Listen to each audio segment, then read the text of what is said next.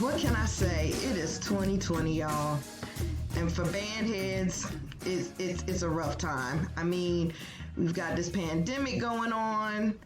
Everybody's working from home, although that may not be a bad thing depending on your situation. But, I mean, I just can't believe that there is no football and, worst of all, no HBCU band. Like, what part of the game is this? I mean, I never would have thought that it would come a time where there is no HBCU band going on in my life on a Saturday afternoon or Saturday evening.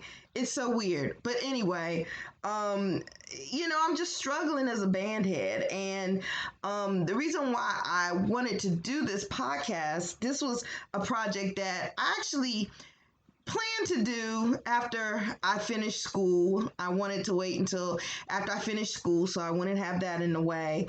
And, what I wanted to do was I wanted to talk to people who experienced HBCU band, because I think it's just really interesting to hear stories of people who've marched in HBCU bands in different bands than me, in different eras than me, that have had different experiences that I've had.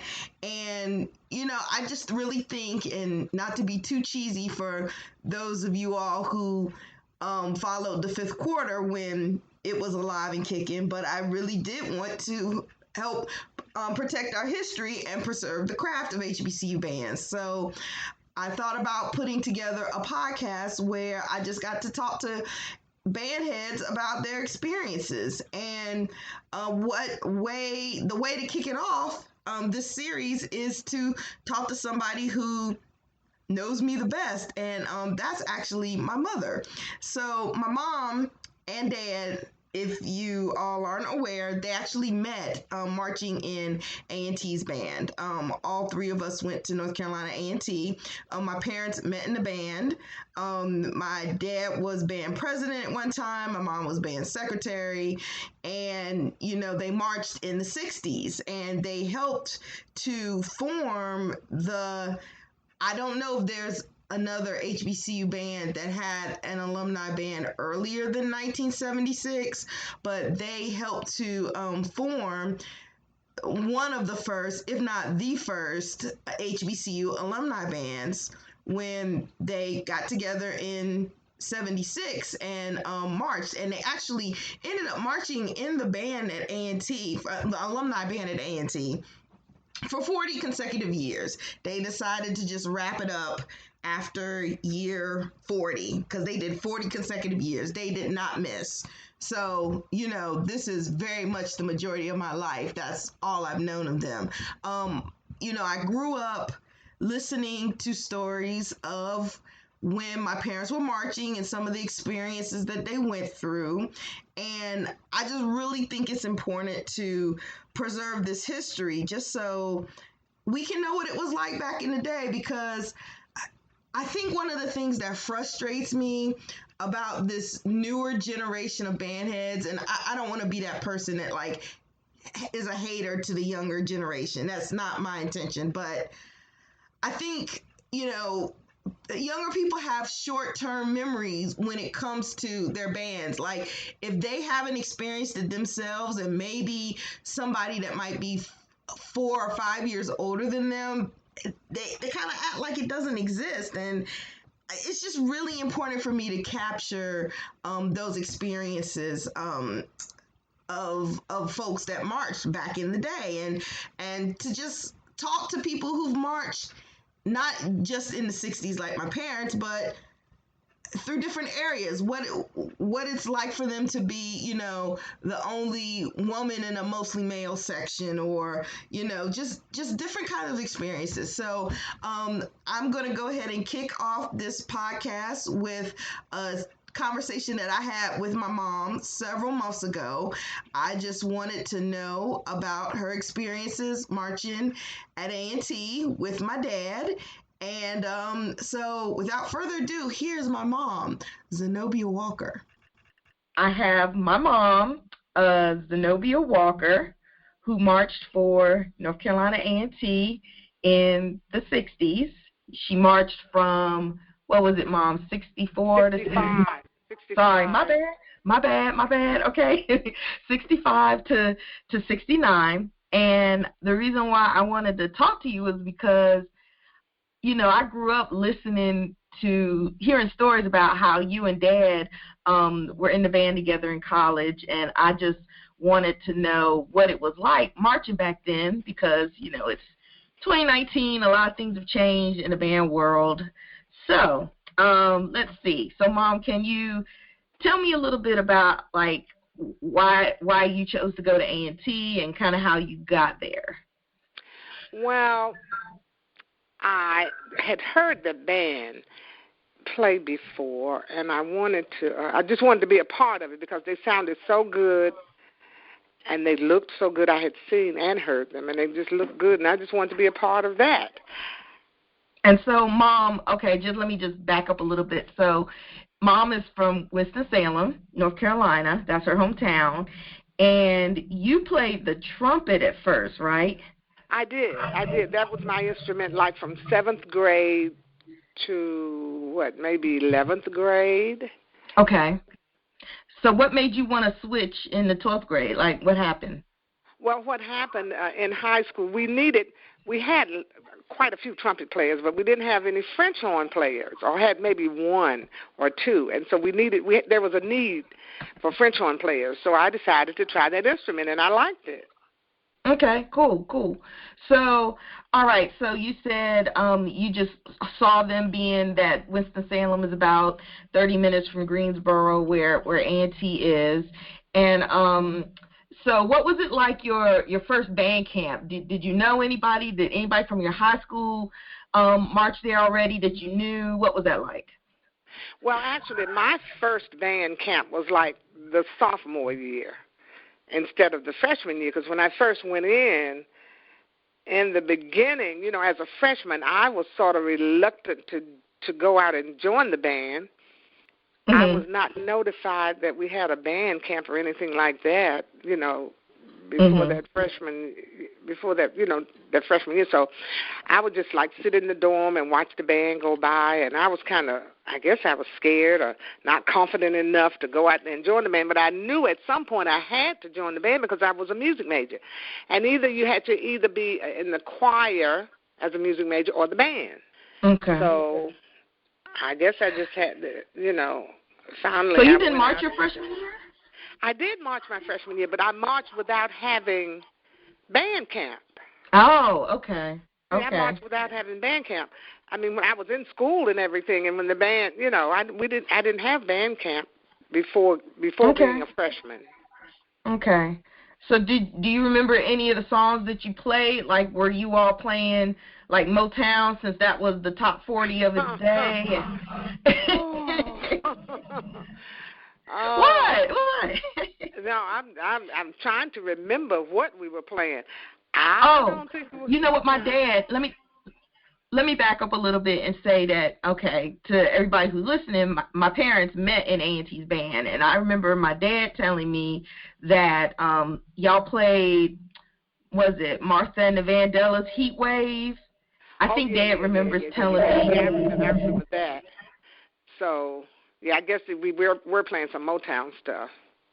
Okay. So did you play a lot of marches, like Sousa marches and stuff? Oh, yeah. Now, I do remember that. We played a lot of John Philip Sousa. Oh, yeah. Played a lot of that. Okay. So, you know, you marched for 4 years. You were a music major and everything. Could you talk to me about some memories that might have stood out to you? Like, do you have any games that, you know, you'll never forget? Like, I'll never forget when you played so-and-so and so. Do you remember? Games, you say? When we played games? You mean the Well, I mean, yeah, like, were there any matchups, any performances or any matchups against other bands? Do you remember that happening? Let me see. I always remember that Virginia State was a big matchup because they were so good during that time. Okay. That was the one that really stood out because we had some stuff going on with Virginia State. I remember playing Norfolk State. Okay. and of course Central. We always played Central, and Winston-Salem State also. Winston-Salem State, that was a big matchup. Okay. So do you remember anything? You said that Virginia State's band was really good. Like, do you remember anything in particular? Were they just bigger? Did they have a really good sound? Like, what was going on with them? They were just good all around, but what really stood out was their percussion section. They were really good. I remember them so well. They were very good. Okay. Let's talk about the director. So you had Dr. Carlson, and he was the director. Prof. Carson. And tell me about him. Like, what was his personality like? Oh, he was to me, I think he was kind of hyper. He was kind of hyper guy. But he was really, really good. He was from the University of Michigan. He had finished A&T and then did grad work at the University of Michigan. And so that's where we kind of adopted our uniform styles from, with the cross belt and the buckle and everything. And he was very good. I thought he was a very good band director. Did he have a mean streak? Kind of, sort of. I remember, during the spring of the year, we would go out because the plots, the fraternity plots were very close to the band room.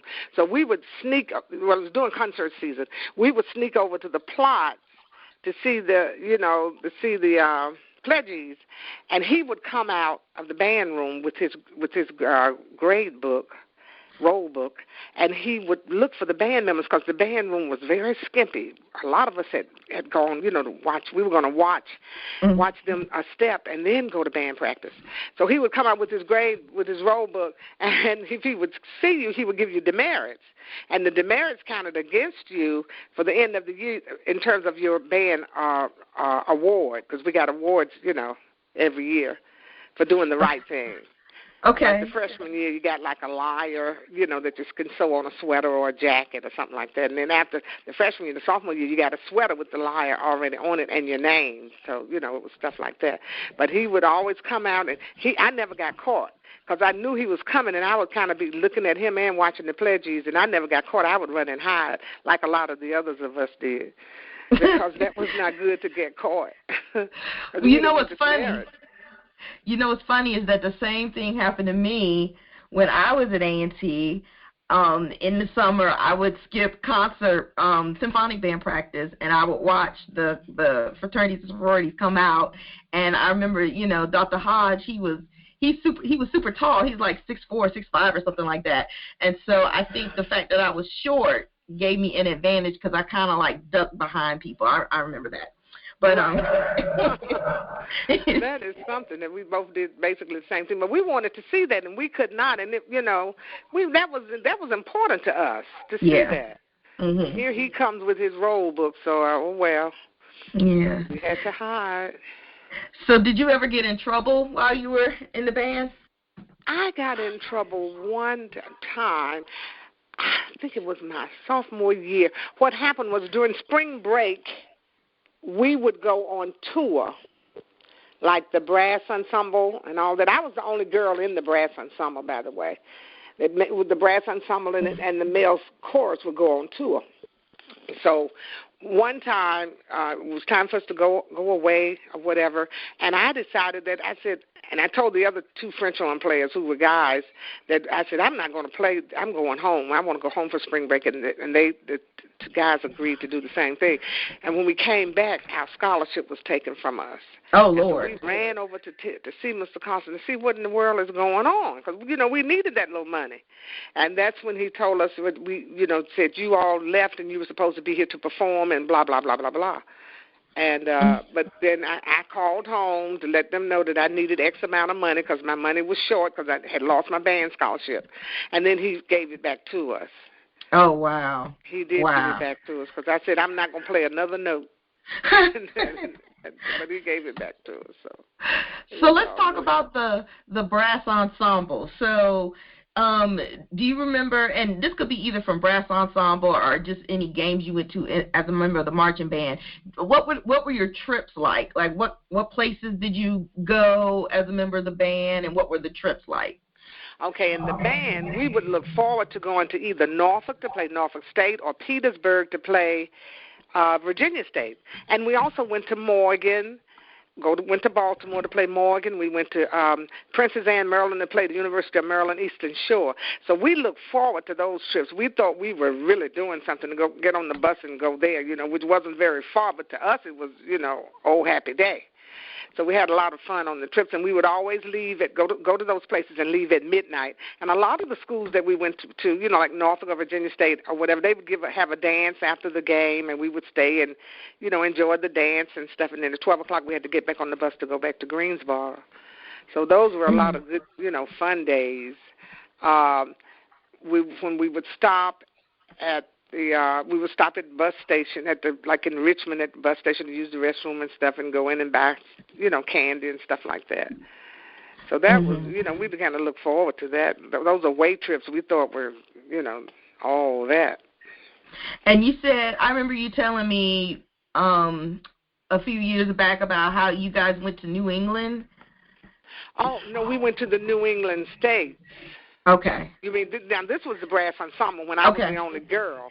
Okay, and excuse me, we went to Rhode Island, we went to Connecticut, places that I had never been, and I'm thankful that I had an opportunity to go with the brass ensemble. But I was the only girl, and all the other males were in there. But it was one thing that was good was my boyfriend at the time was in. Meaning my dad.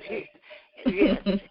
He was a part of the brass ensemble, although he was not a music major. He was a part of the brass ensemble. So I was kind of happy with that because I had an opportunity to spend time with him and sit with him on the bus and all of that, Oh, Lord. Yeah, went to New York and Rhode Island and Connecticut and on up like that, Mm-hmm. Okay. So what were some of your favorite songs, and do you remember, like, concert selections you've done, or tell me what that was like? I loved concert band. I think even maybe more than marching band. I just love playing serious music. But I can't remember.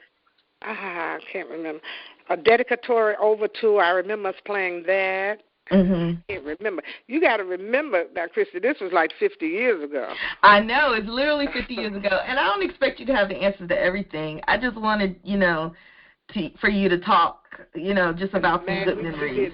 Man of La Mancha, I remember that. I love that. And I just loved the French horn parts for all, everything that we did. Okay. I liked that a lot. So, I do know that it was 50 years ago, but if you could go back and change anything, like, would you change anything about your experience in the band, or, if you could talk about that, maybe? I'm trying to think if I would change anything. Probably not in the marching band. Probably not, because we had a really, really good time. We used to have to practice regardless of the weather, unless it was, of course, thunder and lightning, they wouldn't have us on the field, but we would have to be out there if it rained. I mean, it could be pouring down rain, and we still had to go to practice because we were told, that it did not rain on the band, it rained through the band. So we had to be on that practice field regardless and march to and from the band room, and it was always a parade going to and from the band room because the students would line up on both sides of the street to watch us as we marched to the practice field, and they would come back to watch us when we came back from the practice field. So it was like a parade every day going to and from band practice. So okay. I kind of like that. Yeah. So, all those people, like, out by what building is that? By where the bookstore used to be, people would line up all through there to watch you. On the side of Harrison Auditorium as well, because we would come up that hill. And I used to get so mad at your dad, my boyfriend, now my husband, because he was like the guy right on the front row with the trombone, and he would take us up that hill. You know, we had to keep up with him. All the lines had to keep up with him, and he would just like, it's like I felt like he was running up the hill, and we would be saying, slow down, but he wouldn't. He would just take us on up that hill, and we were so tired because once we got up to the top of the hill, we had to make this turn and go to the band room, and then we'd have to punch in. And we were already tired, you know. Yeah, well, Dad has long legs anyway. So. Yeah, and he was a guy, right. And I remember he was a section leader. I was a section leader. He was president of the band, and I was secretary of the band during the time he was president. And I didn't realize you were secretary. I was. Okay. And at the end of the year, at the end of the season, you all got those sweaters, or was that like after 3 years or something? No, we got a sweater at the end of the second year with your name on it and the band lyre. Okay. At the end of your second year. You see, the first year you just got the lyre, and then the third year you got another sweater, but it had like 2 stripes on the sleeve. Okay. So they added it. You know, the first sweater you got just had the lyre and your name, but the second one you got had the 2 stripes, which indicated you were a junior year in March. You know, 2 years, and this was your junior year, whatever. And so that's how they did it. And then your senior year, you got a pen, got a really nice pen. I think I still have that pen. Oh, and I have yet to see that. I haven't seen that. Okay. I think I still have that. Okay, cool. You think Dad still has his? He might. He had president on his sweater. Had his name on one side over one pocket and president over the other pocket. Okay. And I had secretary. I was the secretary. Yeah. So, you still keep in contact with people that you marched with. Tell me a little bit about that. They're like my friends for a lifetime. In fact, I just saw a lot of them last weekend when we went to our 50th class reunion, and I saw a lot of the people who, you know, that marched with us. We've lost a lot, too, but I saw a lot, and it was just a good fellowship seeing everybody. And we were reminiscing, talking about our days in the band and all the stuff we did, you know, that we should not have done, but... that's the growing up process, I guess. Everybody does stuff. Yeah. Well, it's funny because, you know, I get with my friends and I talk with them about that stuff too, and so hopefully I will still be around to talk about when it's my 50th and have friends that I march with, so we can tell our stories like you're telling your stories with your people. All right, so, you know, I guess we're going to go ahead and wrap this up, but is there any one thing that you want to say that we haven't talked about, or, you know, anything you want to get across? Well, I'm trying to think. Well, I met my husband in the band. We already said that, I think. When I came into A&T, he was a junior, and I was a freshman. And I swept him off his feet. Oh, whatever, Mom. Yeah, he was a junior. And I fell in love with his green eyes and stuff. Yeah, you know? Mom. Oh, okay. Mom. Okay. Yes. Band related, please. Oh, okay. Well, I'm just telling you I met him in the band, you know. I know, Mom. You are a trip.